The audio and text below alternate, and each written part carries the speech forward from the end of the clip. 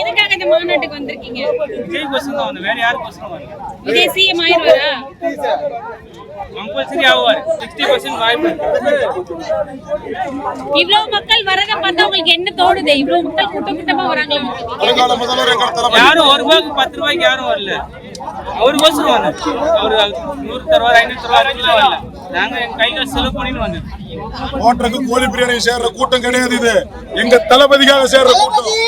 கோட்டருக்கும் கோழி பிரியாணிக்கு சேர்ற கூட்டம் கிடையாது.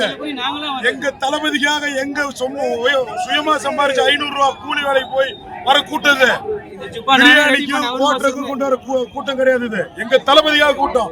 2026 எங்க தளபதி தான் முதல்வர் வேட்பாளர். எங்கள் தளபதி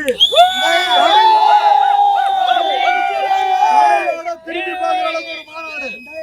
தமிழ்நாடு பார்வை மதுரையை நோக்கி கொண்டிருக்கிறது.